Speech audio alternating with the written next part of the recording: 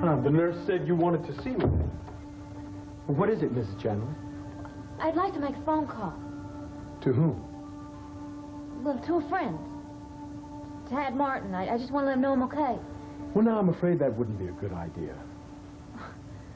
See, why not? He's very worried about me. He's very upset about me. Now, I'm not concerned with your friend's state of mind. It's you we have to get well.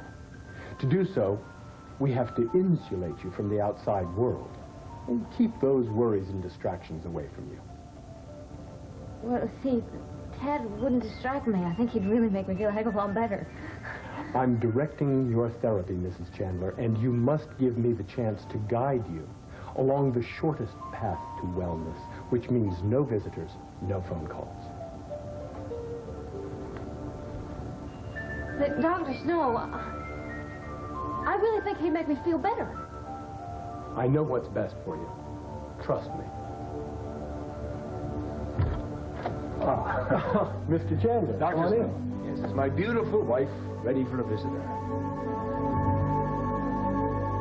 Dad, I can't believe you actually lifted that with Chandler right there in the house. Wait a minute. This list of missing groceries might be the key to the whole puzzle. Well, I think it's what you want it to be, Ted. Nico, listen to me for a second, all right? Now, this is a list of canned goods that was stolen from the Chandler pantry along with some bottled water right around the time that Adam was in Singapore. Now, the question is, who would have access and who would have the need?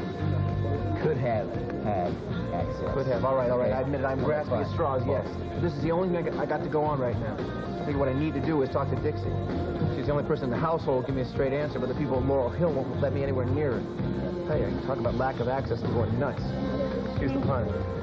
See, this is something we don't need. I mean, you can't watch a stolen TV. And, of course, there's always something to watch when you don't have a TV. Like, see? They're re-showing the Jerry Flamina show.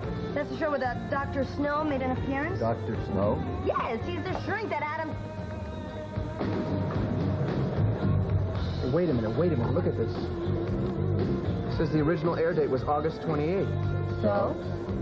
So wait a minute. Dr. Snow, this is the guy that Adam found on television, on this show. He thought he was the end of the earth. So how could he watch this show on August 28th if he was in Singapore? Maybe it's what you call syndicated, you know, worldwide, huh? Syndicated. Flamina? Could have happened. You're giving me a headache. You just got through telling me I couldn't have any contact with the outside world. Well, every case is different. In yours, I've seen fit to make one exception to the rules. I think that it's not only acceptable, but recommended that you see your husband. But it's against all your rules. I think you two need some time alone. Excuse me. Thank you.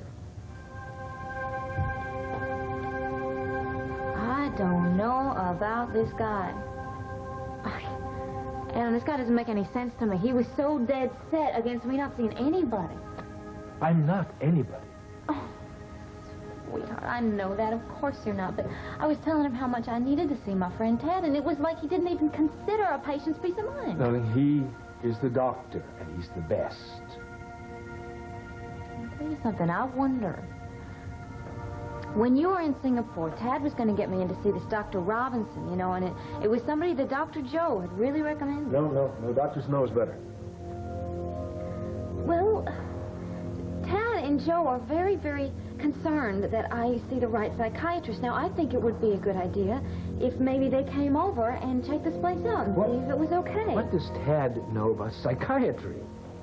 Darling, I've explored all the options. I am convinced that Laurel Hill is the best place for you. I can't understand that. A place that doesn't make any phone calls, it doesn't let me see anybody. I feel like I'm in a prison. And I came here from my own free will. It's like they're treating me like I don't have any rights at all. Darling, you're going to have to get used to that. Well, I don't want to get used to it. Now, please, darling, go see Joe. I mean, give him the message. Get him to come over here and see this place and check it out and see if it's okay. All right. All right, I'll make sure Ted gets the message. Thank you. Yes. It's just so frustrating, you know what I mean? There's all these rules, and this thing he said about me having to stay here for so long, it's like he knows everything on the one hand, and on the other hand, he doesn't know anything at all. What do you mean? Well, He says he doesn't know exactly what my problem is, but it's going to take him a year to fix it. I mean, a year? I don't think I can wait a year. Darling, I'm reluctant to tell... I don't want to hurt you. What's wrong? Perhaps you should know this. I haven't told anyone but Dr. Snow, but it might help you see things more clearly. Well, tell me, of course. What is it? Darling, I wanted to, well, to look into the nursery myself, just in case there might be something there that, well, you know. In the back of our son's closet, I found a pile of rags. Gasoline-soaked rags and some matches. When I think what could have happened. My God, I can't believe that, Adam. It's all right. You didn't hurt him. Adam Jr. is safe now, but you've got to understand that you're going to have to hang in there with Dr. Snow's treatment for as long as it's going to take. I was gonna, my baby. No, it's all right. You didn't hurt him. Oh my God, I was Sweetheart, now. gonna burn the house down, and my baby. I can't stay here. I can't It's all right. stay I didn't anywhere. upset you. Please. You're going to have to calm down. Everyone is safe now. You are safe now. Adam. You're safe here. Our son is safe. You're going to have to I was listen. gonna kill the baby. You have to listen to Dr. Snow and get better. You're going to get better. Darling, I'm going to get some help. Just stay right there. Adam.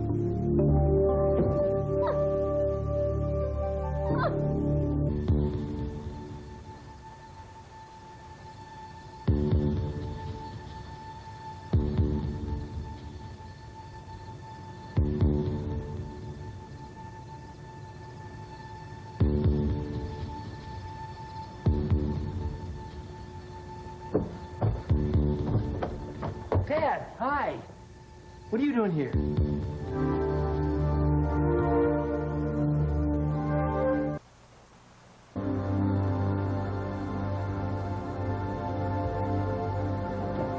I'm working. Working? Yeah, working. It's the case of the missing food. This is a job for the crime chef. Huh? The vanishing groceries. I'm trying to track them down. Oh. Yeah. What are you doing? Traveling? Oh, no. Those are Adam's. He's been so busy since he came home, he hadn't had time to take them upstairs yet, so I was... Well, don't they have maids to do that kind of thing? You know, bring them in from the car and take them upstairs and unpack everything? Oh, no. Adam was very clear about that. He didn't want anybody to fool around with him. He said no maids and no unpacking. No. Oh, I see. Well, I guess that burst another bubble. What? Lifestyles of the rich and infamous. Forget it. It's, never mind. Yeah. Good. I gotta take these things upstairs. I want to ask you a couple questions. What? You love to help your brother, don't you? I mean, when he goes away and stuff, you take care of lots of personal things for him. Like, you may stock up on his favorite candy or tape a couple of TV shows for him while he's gone. There's one thing I'm not supposed to tell anybody about this. Adam loves it when I bring him those cute little jawbreakers with all the colors in them. What about the TV? The TV store. Did you tape anything for him while he was away? Oh, no. Adam hates TV. Well, he must appreciate everything you do for him, right? I mean, he probably gets you all kinds of souvenirs when he goes away on trips, right? Oh, yeah, always. He did? What, did he get you something from Singapore? Oh, yeah. I guess this complete set of brushes. You know, I mean, the kind painters use. Very fine. Very, very delicate. There's a man in China who makes them. He has a shop. I've heard of it right there in Singapore. And Adam went all the way over there, especially to get them for me. Listen, Stuart, do you know exactly what was the date that Adam left for the Orient? Do you remember? Why are you asking all these questions? Dad, does this have something to do with the missing food? Yeah. Oh, absolutely. See, I figure whoever was that stole the food waited until Adam left to start stealing, and then he quit the moment Adam came back. Why? That's weird. I don't know. You can't figure out the mind of a criminal. Anyway, I figure the culprit is someone that lives in the house. Somebody that may have gained a few pounds. Huh? So that's why I'm going to ask you not to mention this conversation with anybody. Why? Well, we don't want the culprit to know that the crime chef is on the case. Oh, I get it. You think somebody in Maybe some of the staff did it. That's why we're whispering. Exactly, right. I get it. Okay, good. Mum's the word. Thank you. I hope you solve the case soon. I will. Okay, good. Believe me. I gotta go.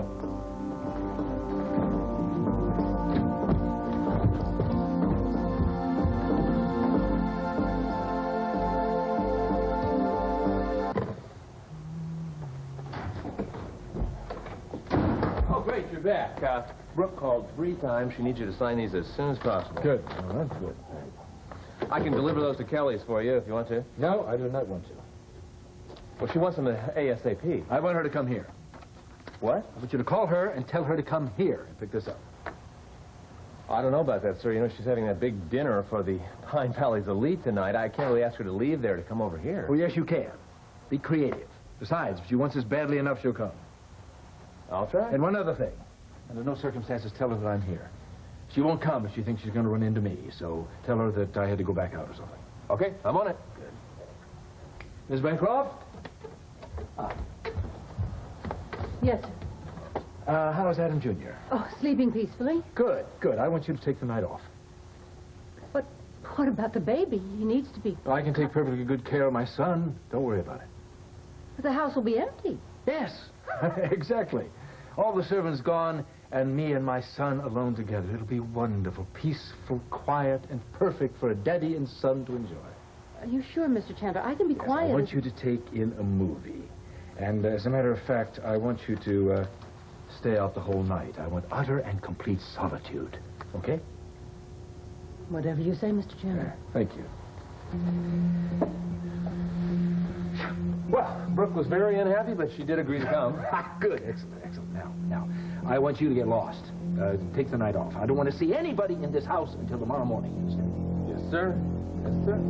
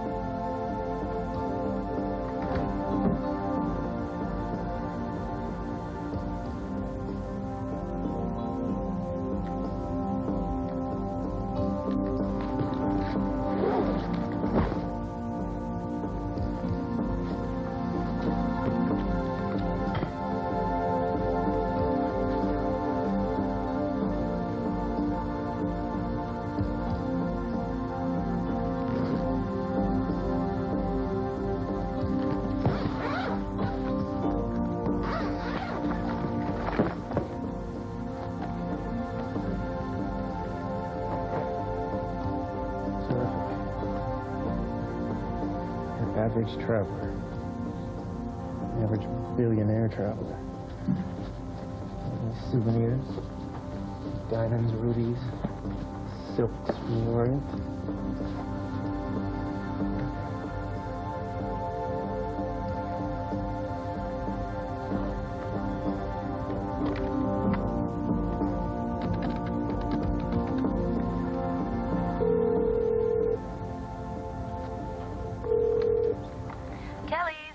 Cecily, it's Tad. Is Nico there? No, babe, I'm sorry. He's totally busy. So listen to me. This is something wrong here. I just went through Adam's bags, okay? It's ridiculous. Look, the clothes look like they haven't even been worn. I mean, it's so neat and tidy, it should be hermetically sealed. Either the guy is a neatness freak or a real Felix Unger, or he wore the same clothes the entire time he was there. Okay, Tad, so maybe he wore his favorite suit. You know, that doesn't... The guy probably had them cleaned before he left. He's... The only thing, there's no souvenirs, no sign of the Orient at all, let alone... Okay, so the guy doesn't pick up ashtrays. Big deal. Well, it doesn't prove anything. Are you on my side or not? Yes, I'm on your side, but this whole suitcase business, it doesn't mean anything in the grand scheme. Look, I know in my gut this guy never left the country, let alone touch down in Singapore. Okay, Tad, what are you saying? What I'm saying is somebody's got to have a little conversation with Adam's pilot to make sure whether or not he made the trip, and that is why I have to talk to Nico. Explain. I am at the Chandler house. I cannot leave yet. There are still a couple things I've got to take care of. Okay, so you want Nico to go talk to the pilot? Thank you. I'll get him over there right away. And Tad, let's be careful out there.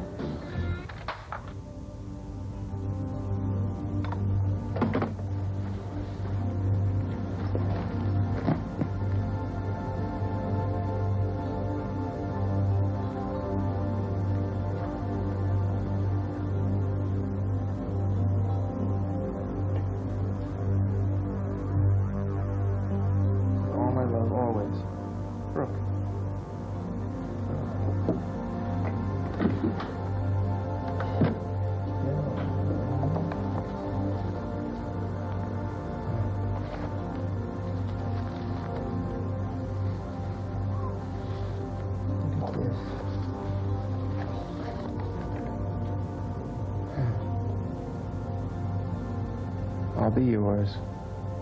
Will you be mine? Forever. Brooke. Pretty sad stuff.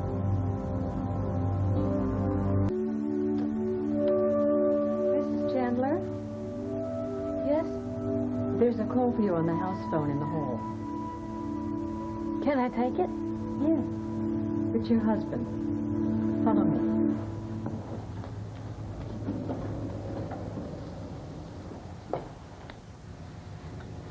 Thanks. You. Adam? Yes, Dixie, darling. How are you feeling?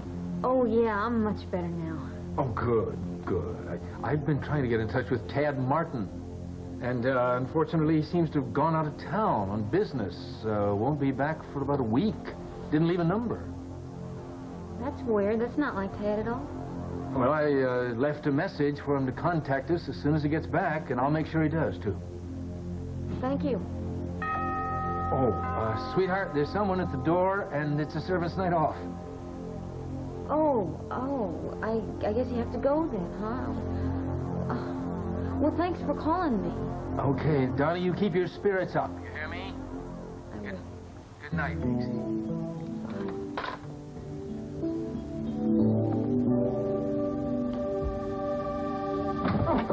Oh, Brooke, don't you look good? What are you doing here? Sean said that you had to leave. Oh, yes, I'm sorry. I know it's awkward for you, but... Why did I have to come over here? You were supposed to deliver the papers to me, well, not me pick them up. Absolutely, you're right. I'm sorry. I am sorry. I can't explain it. Please, come in. The papers are... they're here somewhere. I just had them. I was so distracted. What with Dixie and all. What's the matter with Dixie? She's in the hospital. Oh, I'm sorry.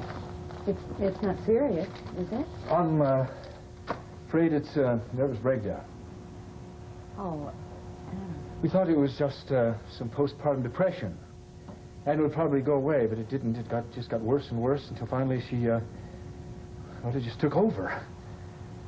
It became a psychosis, the dangerous psychosis. I had no idea. Yes, well, it's been a nightmare for all of us, of course. For her, as well as us. She committed herself to a hospital rather than hurt the child, which is where it was heading, I'm afraid. Oh, that's terrible. I'm very sorry. I know there's nothing I can say that would really help. Well, we just have to hang in there, I guess. She's young, and we hope that she'll be able to make her way back to us someday. Well, I know. I'm sure this has been a great strain on you. Yes. I was out there earlier this evening. I intended to stay longer. That's why Sean told you I wouldn't be here. Well, what happened? Dixie was quite depressed and then became agitated and finally hysterical. I couldn't do a thing. The doctor told me just to come home. Poor Dixie. Yes, it tears me to pieces to see her like this. Oh, I'll get you the papers in just a moment. I have to see the baby first. Don't you have a nanny? She said she wasn't feeling well. I told her to go on home, and it's a servant's night off, so it's up to me entirely. Excuse me. Certainly, I can wait. He doesn't seem to like the rattle. Maybe he needs a bottle. When did he have his last one? How about 6, I think. I don't know what to do. Well, maybe he just wants to be held a little bit. You really think so? I'm in all the loose ends here. Just use your instincts. I don't think babies are all that difficult to handle. After all, you were around when Sky was little, weren't you? Well, yes, but that was a long time ago. Men didn't do things with babies then. Oh, right. That was all women's work then, right? Well, Dixie and the nanny have taken care of him up to now, and I just don't know what to do. I've just been the doting father. Give him to me. Oh, okay. Oh, there. Okay. Is that better? Oh, was that a little burp? Is that what I heard? A little burp? Well, maybe that's all you needed, just a little burp. Yeah. Oh, it's okay. You're terrific with it. Oh, such a little guy to be out in the world alone without his mom. I hope Dixie can come home soon. Oh, yes, I certainly hope so. Well, I'll just have to hang in there until she does, I guess. Well, listen, as sweet as this little guy is, I really have to go. I have people waiting for me at Kelly's, so could you... Oh. The papers? Oh, the papers, yes, of course, I've forgotten. Yes, they're over here somewhere. I had, yes, there they are. Here, let me take it. Okay. Yeah, I got it. Thank you so much for helping out. He's an adorable little boy, yeah. See, bye. Bye-bye. Bye-bye. Bye. Bye. Good night. Good night, Adam. Good night.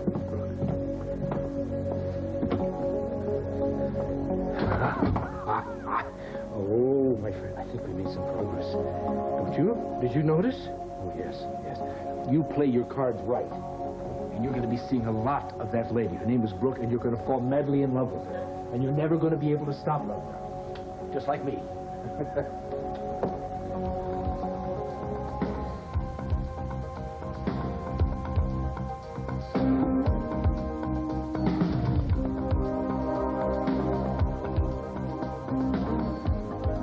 All right, Nico, let me have it. What did you find out? What are you talking about? What am I talking about? You get the message? What message? I told Cecily to give you a message to go talk to Adam's pilot for him.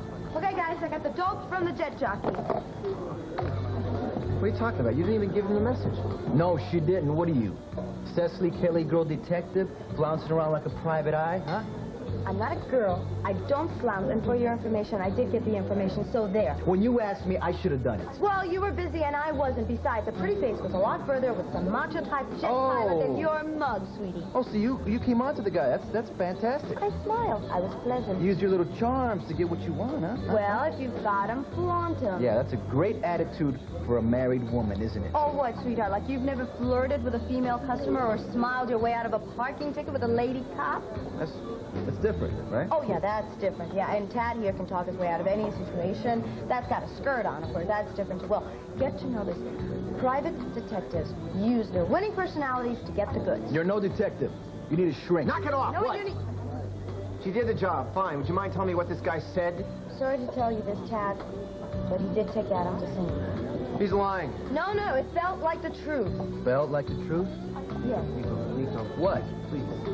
Listen, at any time did you get the idea this guy was on you? Because the last thing I need right now is a suspicious... No, I was cool. I told the guy that I was writing a magazine article on the comings and goings of American billionaires. Pretty good. I was incredible. Now, gag me with a spoon. This guy's got himself one hell of an alibi. Well, Kat, I mean, what do you want? Adam Chandler said, got all that money. What do you think he uses it for? No, it doesn't matter. I don't care about the brains, I don't care about the money. Somewhere along the line he slipped up. He forgot something. I just gotta find it.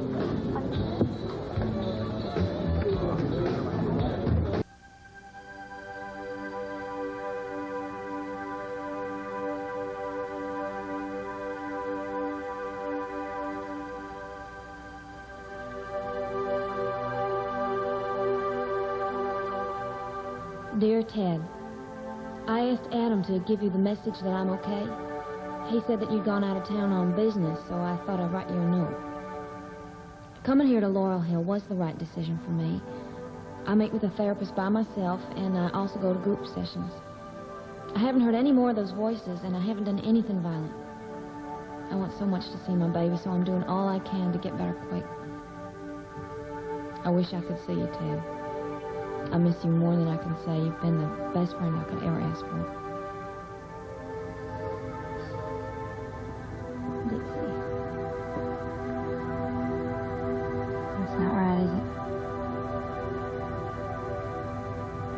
Love, Dixie.